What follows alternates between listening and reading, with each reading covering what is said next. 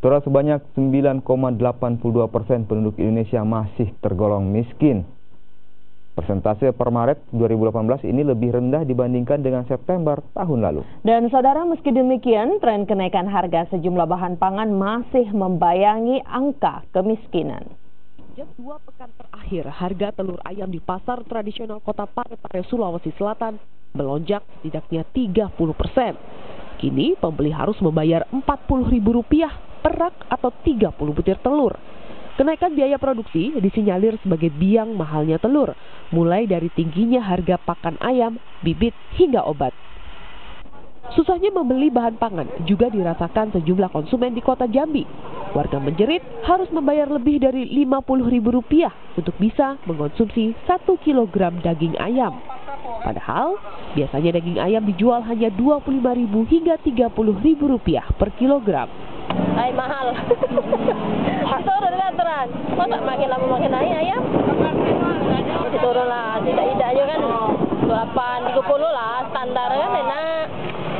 Jangkau kan. Tapi ini tetap beli ya? Beli walaupun lah. Harganya segitu ya? Beli kan anak maunya makan ayam, mau tak mau beli.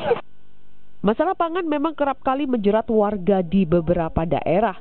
Badan Pusat Statistik mencatat, makanan memberikan sumbangan terbesar di atas 70% terhadap garis kemiskinan baik di perkotaan maupun pedesaan. Apalagi beras dan telur ayam menjadi komoditas pangan utama bagi warga miskin. Per Maret 2018, jumlah warga miskin mencapai 25,95 juta orang. Meski terhitung turun dibandingkan dengan September 2017, pemerintah perlu menjaga stabilitas harga pangan.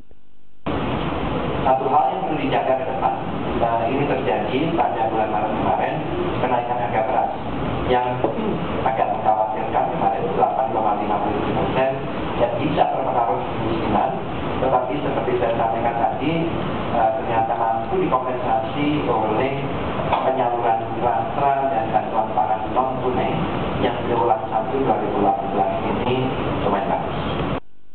Hal yang perlu juga menjadi perhatian adalah rawannya kelompok miskin.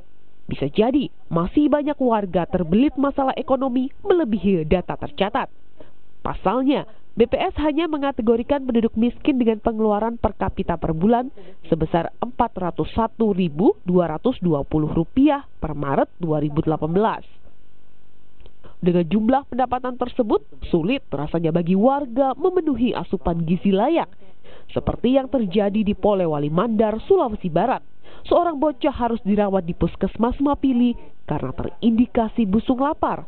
Anak berusia 9 tahun ini coba diselamatkan setelah kakaknya meninggal dunia akibat penyakit yang sama. Dengan pekerjaan sebagai buruh kasar berupah Rp20.000 per hari, orang tua mereka tak mampu memenuhi kebutuhan gizi sang anak. Tim Liputan, Kompas TV.